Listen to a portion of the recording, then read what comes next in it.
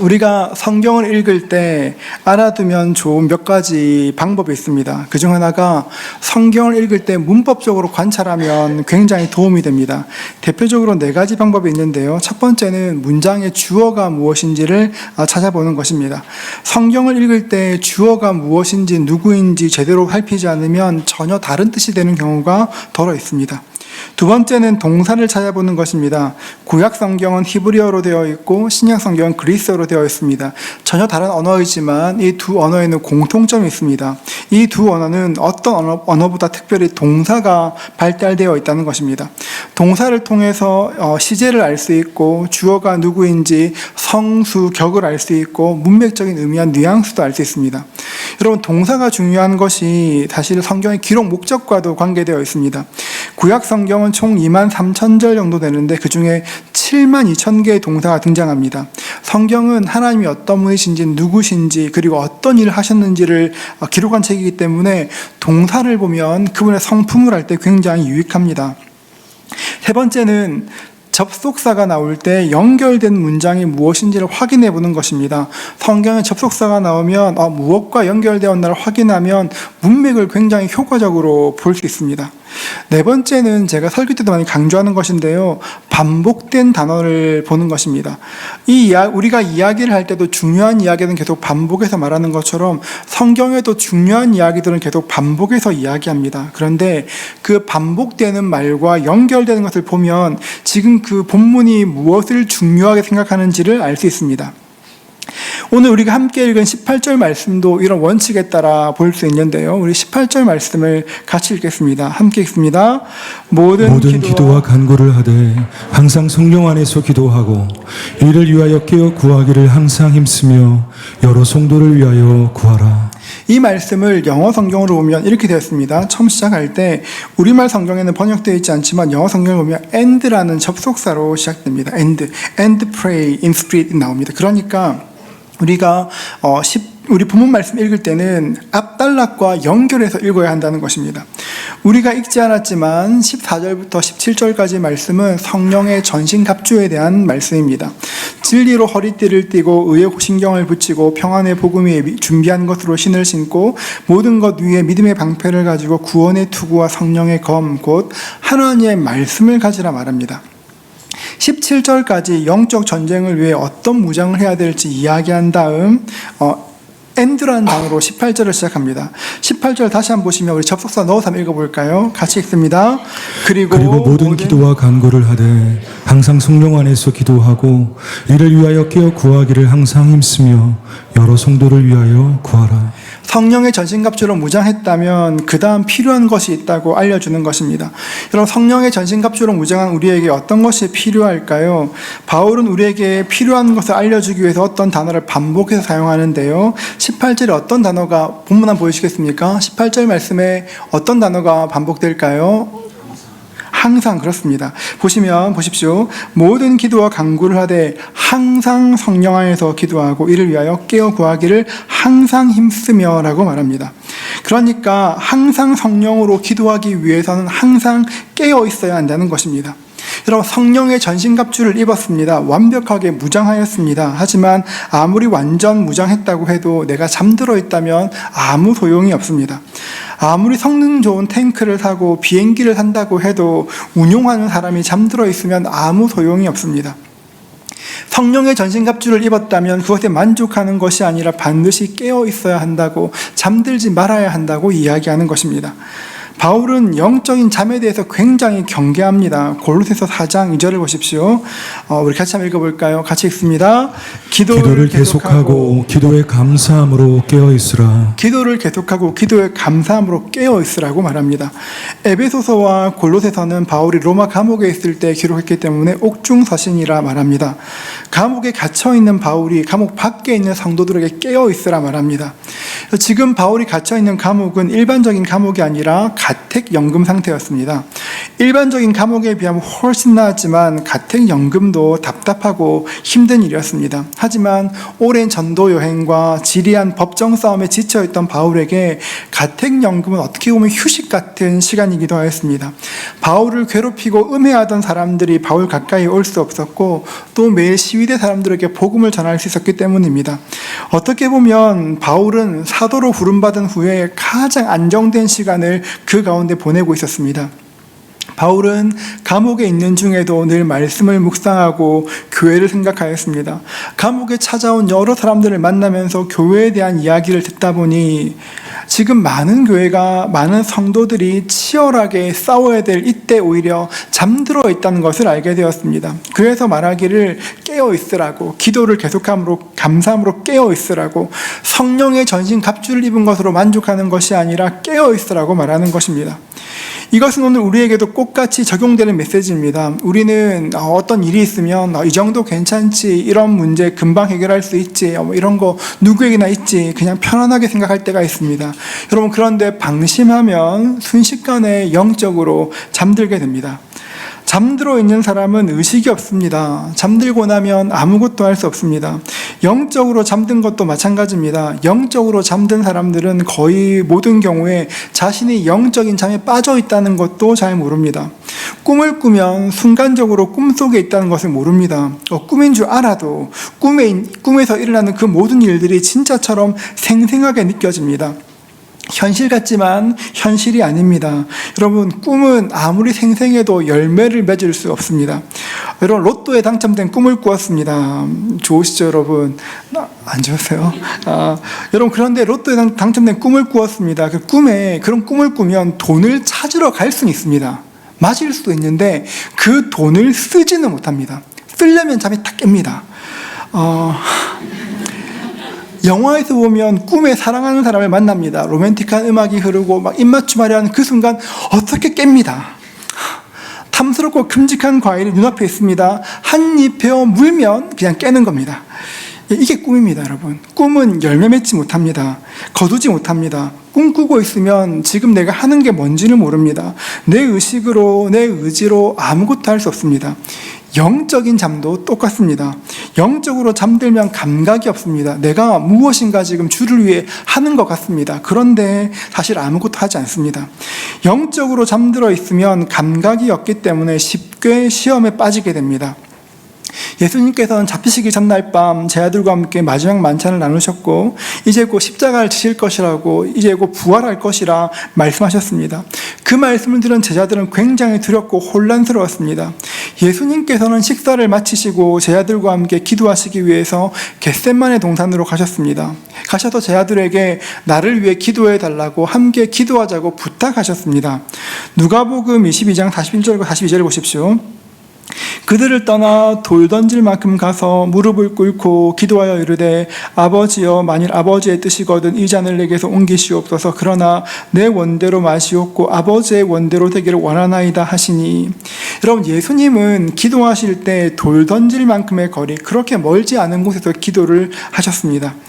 제자들은 그곳 가운데 기도하신 예수님의 통곡 소리를 들었을 것이고 깊이 신음하는 것을 들었을 것이고 절규하듯 부르짖어 기도하시는 그 모든 소리를 다 들었을 것입니다. 여러분, 그런 소리가 들린다면 함께 기도해야 되지 않겠습니까? 꼭 예수님께서 부탁하셔서 그런 것이 아니라 우리가 교회에 있을 때도 누군가가 정말 간절히 기도하고 있으면, 혼자나마 기도하면 옆에 가서 손 한번 잡아주고 싶은 것이 우리의 마음 아니겠습니까? 그런데 제자들은 예수님의 그 간절한 기도의 소리를 듣고도 기도하지 않았습니다. 잠들었습니다. 마가복음 14장 37절은 이렇게 말합니다. 돌아오사 제 아들이 자는 것을 보시고 베드로에게 말씀하시되 시몬아, 자느냐? 내가 1시간도 깨어 있을 수 없더냐? 기도하시던 예수님이 돌아오셔서 다시 잠을 깨우셨습니다. 너 지금 잘 때 아냐? 기도하자. 같이 기도하자. 깨우셨습니다. 그런데 그들은 자고 또 잠들었습니다. 잠들어 있는 제 아들에게 주님께서 말씀하셨습니다. 마태복음 26장 41절 말씀인데요. 우리 같이 한번 읽어볼까요? 같이 읽습니다. 시험에 들지 않게 깨어 기도하라. 마음에는 원이로되 육신이 약하도다 하시고. 시험에 들지 않게 깨어 기도하라. 잠든 제 아들을 보시고 주님 말씀하시기를 시험에 들지 않게 깨어 기도하라 하셨습니다. 시험에 들지 않게 깨어 기도하라. 여러분, 이 말씀을 조금 더 넓게 생각하면 기도하지 않으면 시험에 든다는 말이기도 합니다. 정말 그렇습니다. 기도하지 않으면 시험에 들게 됩니다. 베드로가 그랬습니다. 마지막 만찬에서 주님, 다른 사람 다 배신해도 저는 주를 배신하지 않습니다. 호언장담하였습니다.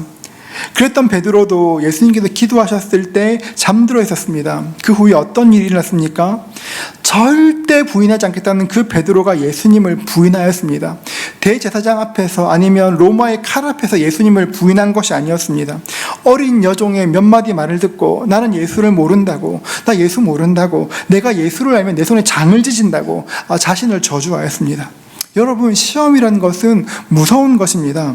시험은 내가 일평생 쌓아온 것들을 한 번에 흔들 만큼 무서운 것입니다. 때로는 우리 마음에 깊은 상처를 남기기도 하고 헤어나올 수 없는 고통을 주기도 합니다. 그래서 주께서 우리에게 말씀하시기를 기도에 깨어있으라 말씀하시는 것입니다. 예수님께서 말씀하신 것처럼 깨어있으면 시험에 들지 않습니다. 사실 깨어있으면 시험에 들지 않는 것이 아니라 다가올 일들을 준비할 수 있습니다. 어떤 일이 일어날지 알 수 없으나 기도하는 가운데 주님께서 미리미리 그 길들을 준비하시는 것들을 경험하게 됩니다. 미국의 뉴욕에 가면 타임스퀘어 교회가 있습니다. 지금은 돌아가셨지만 데이비드 월커스 목사님께서 사역하셨던 교회입니다. 혹시 뉴욕에 가시는 분이 계시면 꼭 한번 다녀오시면 좋겠습니다. 데이비드 월커스 목사님과 저는 신학적 견해는 좀 다르긴 하지만 저는 목사님이 가지고 계셨던 그 기도의 열정을 정말 존경합니다. 목사님께서는 성장하는 교회를 목회하시다가 하나님의 부르심을 받고 뉴욕으로 와서 교회를 개척하셨습니다. 그때가 1970년대 꽤 옛날입니다. 교회를 개척하고 당시에 10대들에게 큰 영향을 미쳤을 뿐 아니라 점점 사역을 확장하셔서 홈리스들과 마약 중독자들에게도 복음을 증거하셨습니다. 목사님 생전에 부목사 중에서 마약 중독자였다가 회심해서 목사가 된 사람도 있었습니다. 하나님의 은혜로 성도들은 점점 늘어났고 브로드웨이 42번가에 그 극장을 빌려 예배를 드리다가 결국 그 건물을 구입해서 지금까지 교회로 사용하고 있습니다. 여러분, 그 교회에 한번 검색해 보시면 진짜 아름답고 멋집니다. 목사님께서는 사역을 시작하시고 평생 밤 11시부터 3시까지 기도하셨던 것으로 굉장히 유명합니다. 1998년 어느 날 밤에 간절히 기도하고 있을 때 하나님께서 뉴욕시에 어떤 큰 일이 일어날 것이라고 기도하라는 마음을 주셨습니다. 목사님은 그날부터 미국을 위해서, 뉴욕을 위해서 간절히 기도하였습니다. 기도했지만 어떤 일이 생길지는 잘 알 수 없었습니다. 하지만 시간이 지날수록 점점 기도의 부담이 깊어졌습니다. 2000년이 시작되었습니다. 새 천년이 시작되었다고 온 세상이 떠들썩했지만 목사님께서는 성도들에게 하나님께서 지금 우리를 뉴욕을 위해 기도하게 하신다고, 어떤 일이 있을지 모르지만 함께 기도하자고 성도님들을 기도의 자리로 초청하였습니다. 2001년 여름이 되었을 때 목사님께서는 어떤 굉장히 큰 일이 곧 일어날 것이라는 것을 알게 되었습니다. 2001년 9월이 되었습니다. 목사님께서 어느 날 교회에 광고하셨는데요, 성도님들께 코스트코에 가서 생수와 모포를 좀 이렇게 구입하라고, 많이 구입하라고 말씀하셨습니다. 제법 많은 생수와 모포를 준비하였습니다. 9월 10일이 되었습니다. 그날 아침 목사님께서 온 성도님들께 메시지를 보내었습니다. 하나님께서 근심하게 하신다고 가능하면 내일 하루는 휴가를 내고 함께 교회에서 기도하자고 청하였습니다. 여러분, 한번 생각해 보십시오. 목사가 성도님들께 하나님께서 기도의 마음 주시는데 내일 같이 기도하자고, 내일 교회로 오시라, 출근하면 휴가 내고 오시라 하면 여러분 오실 거죠? 일부는 예 하던데. 네. 굉장히 어려운 일이죠. 그런데 많은 성도님들이 이상하다 생각 들 수 있는 만한 그 일에 2년 전부터 교회가 함께 기도했고 목사님이 함께 기도하자고 하시니까 오프를 내고 아침부터 교회로 모여들기 시작하였습니다. 이른 아침부터 미국을 위해 중보 기도하였고 뉴욕을 지키시기를 간절히 기도하였습니다. 그날 아침이 2001년 9월 11일이었고 아침 9시 45분 테러 단체인 IS가 비행기를 납치해서 세계무역센터와 충돌하는 그 일이 있었습니다. 세계무역센터가 무너지고 사람들이 급하게 탈출하였습니다. 여러분 그때 혹시 사진들 검색해 보시면 제법 많은 사람들이 담요를 뒤집어 쓰고 손에 물병을 가지고 있습니다. 소방서에서 준비한 것이 아니라 그 소식을 듣고 타임스퀘어 교회 성도님들이 현장으로 달려가서 준비했던 모포와 생수를 나누어 주었던 것입니다. 제가 처음 이 이야기 들었을 때 얼마나 놀랐는지 모릅니다. 저도 데이비드 월커스 목사님처럼 하나님께 쓰임받게 해달라고 더 기도하고 더 넓게 기도할 수 있게 해달라고 간절히 기도했었습니다. 우리도 마찬가지인데요. 깨어있는 한 사람이 있으면 그 사람 때문에 주변에 많은 사람들이 함께 그 혜택을 누리게 됩니다.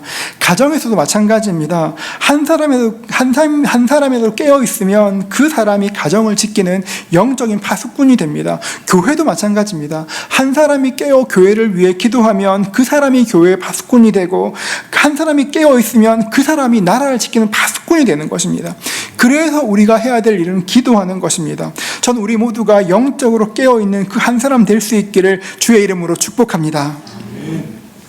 그런데 영적으로 깨어있는 것은 생각보다 어렵습니다. 우리 누가복음 21장 34절 말씀을 같이 한번 읽어볼까요? 우리 같이 읽습니다. 너희는 스스로 조심하라. 그렇지 않으면 방탕함과 술취함과 생활의 염려로 마음이 둔하여지고 뜻밖의 그날이 덫과 같이 너희에게 임하리라. 모든 사람들에게는 시각과 청각과 후각과 미각과 촉각 같은 오감이 있습니다. 그런데 우리 성도들에게는 한 가지 감각이 더 있습니다. 뭘까요? 영적 감각이 있습니다. 눈과 귀, 코, 혀, 피부에 있는 감각기관을 통해 세상을 인지하는 것처럼 구원받은 우리에게는 영적인 감각이 있습니다. 세월이 지나면 우리의 오감은 점점 둔감해집니다. 그런 것처럼 술 취함과 방탕함과 생활의 염려가 있으면 우리의 영혼도 점점 둔해집니다. 여기 계신 분들 중에서 술 취함과 방탕함으로 고민하시는 분들은 그렇게 많지 않으실 것입니다. 그런데 여러분, 생활의 염려는 어떨까요? 우리 중에서 생활의 염려에서 자유로우신 분은 얼마나 될까요? 생활의 그 염려들이 매일매일 반복되는 그 염려들이 우리의 영혼을 둔하게 만듭니다. 그러니까 우리의 영혼이 둔해지면 하나님께서 곁에 계셔도 느낄 수가 없고 하나님 말씀하셔도 그것을 들을 수가 없습니다. 그래서 우리는 언제나 우리의 영적 감각이 어떤지를 확인하고 살펴야 하는 것입니다. 여러분, 그러면 우리는 영적 감각을 어떻게 확인할 수 있을까요? 두 가지 방법이 있는데요. 첫 번째로는 죄에 대한 민감함을 보면 우리의 감각이 어떤지를 알 수 있습니다. 여러분, 영적 감각이 무뎌지면 가장 두드러지는 것이 회개가 줄어든다는 것입니다. 하나님께 죄를 회개합니다. 죄를 회개하지만 간절함도 없고 죄송한 마음도 사실은 별로 없습니다. 죄를 회개하지만 그럴 수 있지, 죄 또 지을 것 같은데 그런 마음 들기도 합니다. 여러분, 최근에 여러분들은 어떤 마음으로 어떻게 회개하며 기도하셨습니까? 바꿔볼까요? 여러분, 최근에 여러분의 죄를 위해서 하나님께 눈물로 회개해 보셨습니까? 여러분, 영적으로 둔감해지면 회개가 사라집니다. 영적으로 깨어있는 사람들이 하나님께 내 죄를 고백하고 인정할 수가 있는 것입니다. 두 번째는 우리의 말을 통해 알 수 있습니다. 여러분, 혹시 별것 아닌 것 같은 일에 자꾸 신경질이 나는 분이 계시지 않으십니까? 갱년기 말고 그런 분 안 계십니까? 자꾸 신경질 부리고 원망하고 불평한다면, 여러분, 자꾸 신경질 부리고 원망하고 불평한다면 우리의 영적 감각에 빨간불이 켜진 것입니다. 여러분, 작은 일에도 낙심하게 됩니다. 자꾸 낙심되면 내가 너무 쓸모없는 사람처럼 느껴집니다. 자꾸 안 된다 말하고 못한다 말하고 망한다 이야기합니다. 회개가 줄어들고 회개의 간절함이 없고 자꾸 신경질이 나고 다른 사람을 비난하고 마음이 낙심된다면, 자꾸 내가 아무 가치 없는 사람인 것처럼 느껴진다면, 여러분, 우리의 영적 감각이 심각하게 무뎌져 있는 것입니다. 여러분, 그러면 내 감각이 무뎌져 있다면 어떻게 해야 할까요? 어떻게 해야 우리의 감각들을 다시 끌어올릴 수 있을까요? 어떤 거창한 방법이 있는 것이 아닙니다. 영적 감각은 기본적으로 하나님과의 거리에 달려 있습니다. 하나님께 가까이 가면, 하나님 가까이 나아가면 영적 감각이 깨어나고 민감해집니다. 하나님과 멀어지면 둔감해지는 것이죠. 그래서 영적 감각이 둔해져 있다면 우리가 해야 될 일은 굉장히 간단합니다. 하나님의 이름을 부르는 것입니다. 영적인 감각이 무뎌진 것 같다면 하나님의 이름을 불러야 합니다. 우리 곁에 계신 하나님께 이야기해야 합니다. 하나님의 이름을 부르고 여러분의 상황을 하나님께 알려드리십시오. 하나님, 지금 저에게 회개가 사라졌습니다. 회개의 영을 부어주십시오. 하나님, 왜 그런지 모르겠는데 자꾸 신경질이 납니다. 저를 좀 안아주십시오. 두 팔을 벌려 좀 안아주십시오. 하나님, 자꾸 낙심하는 마음이 듭니다. 하나님, 저에게 맡겨드리는 마음 주십시오. 소망을 주십시오. 자꾸 하나님의 이름을 부르고 하나님께 우리의 사정을, 상황을 알려드려야 합니다. 여러분, 그러면 참 좋으신 주님께서는 내가 하루에 몇 번을 말한다고 해도, 계속 말한다고 해도 나에게 그만하라 말씀하지 않으시고 나에게 알게 하십니다. 하나님께 계속 말씀드리면 주님께서 오십니다. 정확히 말하면 주님께서 내 곁에 계셨구나를 인지하게 됩니다. 디모데후서 1장 12절 말씀인데 우리 같이 읽어볼까요? 함께 읽습니다. 이로 말미암아 내가 또 이 고난을 받되 부끄러워하지 아니함은 내가 믿는 자를 내가 알고 또한 내가 의탁한 것을 그날까지 그가 능히 지키실 줄을 확신함이라. 우리가 주님께 계속 아뢰일 수 있는 이유가 무엇입니까? 우리 주님 우리를 잘 아시고 우리가 의탁드린 것을 그날까지, 주님께서 다시 오신 그날까지 끝까지 우리를 지키실 것을 확신하기 때문에 그런 것입니다. 여러분, 우리 주님께서 끝날까지 나와 함께 하시고 내 말을 들으시기 때문에 언제나 주님께 나의 사정을 아뢰일 수 있습니다. 하나님, 지금 내가 이렇습니다. 아뢰일 때 주님께서 거절치 않으시고 들으시고 응답하십니다. 저도 가끔 마음이 낙심될 때가 있습니다. 아무것도 아닌데 부정적인 생각이 꼬리에 꼬리를 물고 하루 종일 따라 붙을 때가 있습니다. 누구나 그렇죠, 여러분. 그런데 그런 부정적인 생각이 들 때, 낙심한 마음이 들 때, 그때 여러분 그 생각들을 여러분의 생각으로 받지 마십시오. 그런 것으로 여러분의 영적 감각을 둔하게 만들지 마십시오. 오히려 그때가 하나님의 이름을 불러야 될 때입니다. 내 마음이 낙심되면 여러분 그냥 하나님 이름 불러야 되는 것입니다. 내가 의탁한 것을 끝까지 지키실 주님을 기대하면 주께서 오실 것입니다. 여러분, 날마다 주의 이름을 부르실 수 있기를 주의 이름으로 축복합니다. 여러분, 부를 때 오실 것입니다. 우리가 깨어있기 위해서는 첫 번째로 영적 감각이 민감해야 되고, 두 번째로는 영적인 집중력이 있어야 합니다. 요한 하리가 쓴 도둑맞은 집중력이라는 책이 있습니다. 그 책에는 우리에게는 집중력을 도둑질하는 도둑들이 있다고 말하는데요, 두 가지를 말합니다. 너무 많아서 집중력을 도둑질하는 것과 너무 적어서 집중력을 도둑질하는 것이 있다고 말합니다. 너무 많아서 집중력을 도둑질하는 것은 우리가 일을 할 때도 계속 한 가지 일을 하는 것이 아니라 멀티태스킹을 하고 일과 중에서 수시로 이렇게 보는 SNS 때문에 집중하지 못한다고 말합니다. 너무 적어서 집중력을 도둑질하는 것도 있는데요, 현대인들은 수면 시간, 문화적 소양 기르기, 영양가 있는 음식 같은 것을 너무 적게 먹어서 이런 것들이 집중력들을 도둑질한다고 말합니다. 제가 이 책 쭉 읽으면서 굉장히 공감했었는데요, 영적인 집중력에도 똑같은 원칙들이 적용됩니다. 요한 하리는 이 책에서 집중력을 회복하기 위해서는 심플 라이프를 살라고, 삶을 간소하게 바꾸라고 이야기합니다. 여러분, 우리 영적 집중력도 마찬가지인데요, 영적인 집중력을 회복하기 위해서는 무엇보다 단순한 삶을 살아야 합니다. 우리가 집중해야 될 것이 무엇인지를 분별해야 합니다. 여러분, 우리가 이 땅을 사는 그리스도인으로서 예수 믿는 우리가 먹고 마시고 입는 것에 여러분 우리의 모든 관심을 집중해서는 안 된 것입니다. 여러분, 우리 주님께서는 무엇을 먹을까, 무엇을 마실까, 무엇을 입을까 여러분 다 아셨습니다. 여러분, 하지만 그것들이 우리의 전부가 되면 안 됩니다. 이 땅의 것들이 우리의 우선순위가 되어서는 안 되고, 예수 믿는 우리가 세상 사람들과 똑같이 살려고 해서도 안 됩니다. 예수 믿는 사람답게 살기 위해서는 우리의 인생을 정확하게 직시해야 됩니다. 지금 내가 보는 것은 무엇인지, 난 어떻게 살고 있는지를 바라보아야 합니다. 예수를 믿는다고 말하지만 세상 사람들이 사랑하는 것을 똑같이 사랑하고, 세상 사람들의 자랑과 똑같은, 우리의 자랑이 똑같은 자랑인다면 정말 내가 누구인지를 다시 한번 생각해야 합니다. 세상이 자랑하는 것이 우리의 자랑이라면 우리는 세상에 영향을 미칠 수가 없습니다. 여러분, 돈 자랑할 수 있습니다. 나 돈 많아 말할 수 있습니다. 하지만 돈이 아무리 많다고 해도 더 큰 부자는 분명히 있습니다.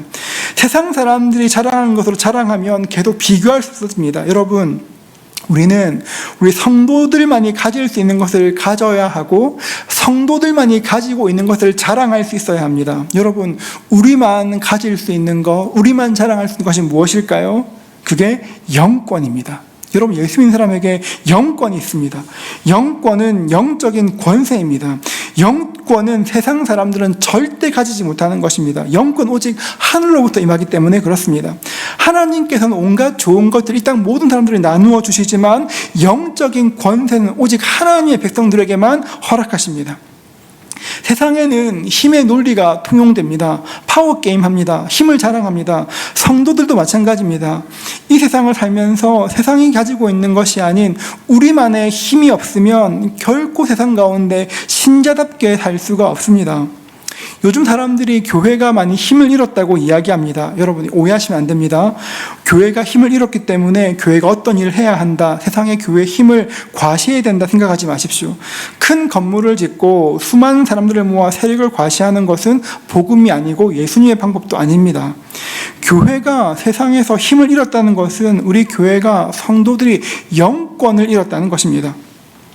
왜 세상이 성도들을 우습게 볼까요? 왜 교회를 멸시할까요? 우리에게 힘이 없어서 그렇습니다.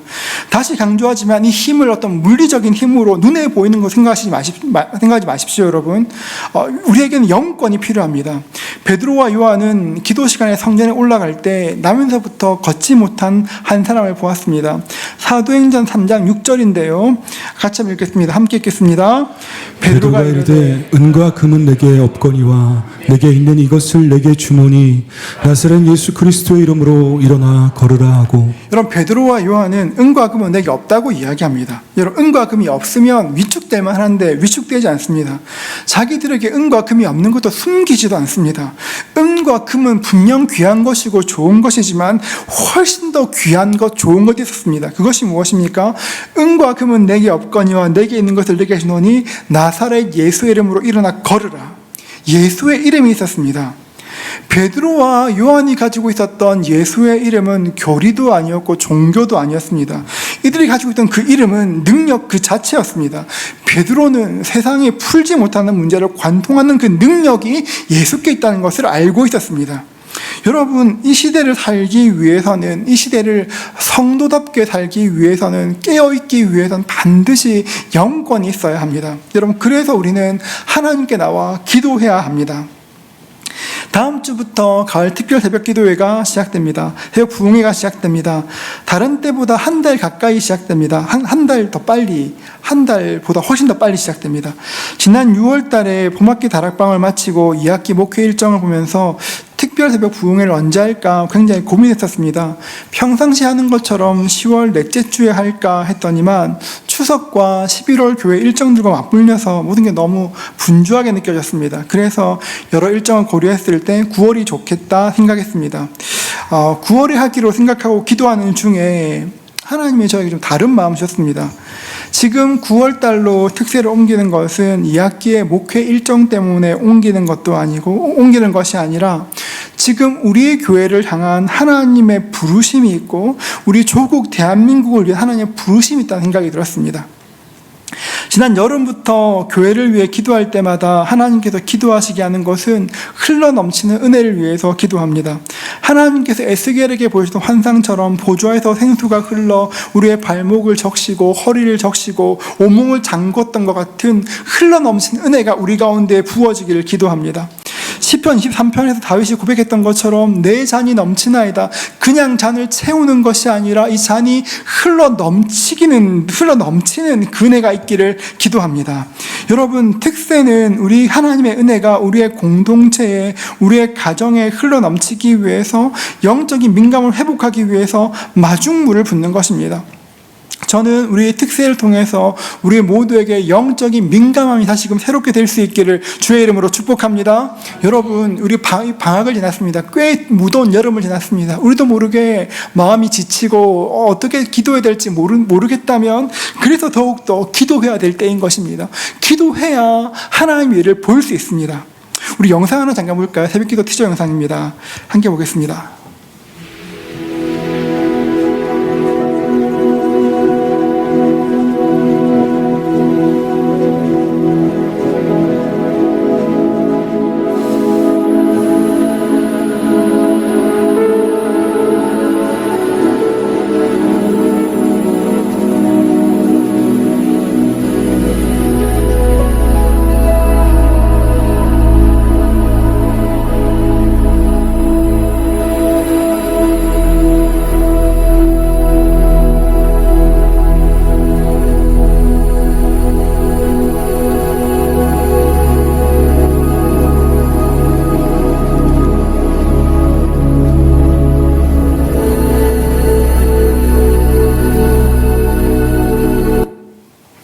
많은 사람들이 광야를 걷고 있습니다. 광야를 걷고 있지만 사람들이 영적으로 잠들어 있으면 내가 광야를 걷지만 광야를 걷는 것도 잘 모르는 사람도 있습니다. 여러분, 우리는 기도해야 합니다. 그래야 하나님께서 우리를 깨우시고 영적인 민감함을 주셔야 이 상황 가운데 이길 수 있고 승리할 수 있는 것입니다. 그래서 우리는 기도하며 준비해야 합니다. 다른 때보다 특세가 많이 빨라졌습니다. 너무 빨리 시작되는 특세라 아직 이렇게 몸이 준비되지 않는 분도 계실 것입니다. 보통 특세는 찬바람 불어야 시작하는데 여러분, 찬바람 아무 따뜻한 바람 불 것 같습니다. 여러분, 부탁드리는 것은 특세를 위해 미리 마음을 준비하시기를 부탁드립니다. 이번 주부터 여러분 생활을 좀 더 심플하게 한번 만들어 보십시오. 늦게 주무시던 분들은 이번 주부터 일찍 잠자리에 드시고 일찍 일어나는 것들을 연습해 오십시오. 다음 주 저녁에는 약속들도 미리 좀 정리하십시오. 특세니까 와야지 하는 것이 아니라 하나님 만나야지, 영적으로 회복되어야지, 그 마음이 있어야 하는 것입니다. 신앙은 결단하는 것입니다. 특세가 저희가 5시부터 시작하니까요. 4시 반에는 4시에는 일어나야 되지 않을까요? 여러분, 오실 때 풀미 안 해도 괜찮습니다. 여러분, 눈썹 없어도 괜찮습니다. 준비된 마음으로 오시면 함께 기도할 수 있습니다. 여러분, 그런데 안 하다가 새벽기도 나면 굉장히 힘듭니다. 그럼 이번 주부터 미리 생활들 정돈하시면 좋겠습니다. 하나님은 깨어있는 사람을 쓰십니다. 이번에 기도할 때 우리 이렇게 기도하면 좋겠습니다. 우리 이렇게 한번 저랑 같이 한번 제가 한번 따라 하실까요? 하나님, 내 영혼이 깨어나게 하여 주옵소서. 하나님, 내 영혼이 깨어나게 해 좀 주옵소서. 더 힘차게 해볼까요? 하나님, 영적으로 민감케 하여 주옵소서. 하나님, 영적으로 민감케 하여 주옵소서. 영적인 집중력이 회복되게 하옵소서. 영적인 집중력이 회복되게 하옵소서. 마지막입니다. 우리 같이 합시다. 우리에게 흘러넘치는 은혜를 주옵소서. 우리에게 흘러넘치는 은혜를 주옵소서. 함께 기도할 때 그 일이 우리 모든 사람들에게, 우리의 교회에, 우리 있는 모든 곳 가운데 하나님의 그 은혜가 부어질 것입니다. 함께 기도할 때 하나님이 일어날 것입니다. 그 은혜를 경험하시는 저와 여러분 되시기를 주의 이름으로 축복합니다. 이 찬양을 이 설교를 마무리하면서 이 찬양이 생각이 났습니다. 주님의 영광 나타나셨네. 우리가 하나님께 기도할 때 주의 영광이 들려면 좋겠다. 주의 나라가 임하면 좋겠다. 눈먼 자가 눈을 뜨고 저런 자가 걷게 되고 주의 나라가 임하면 보면 좋겠다. 그런 마음이 들었습니다. 이제 찬양할 때 우리 힘차게 박수 치면서 함께 찬양하겠습니다.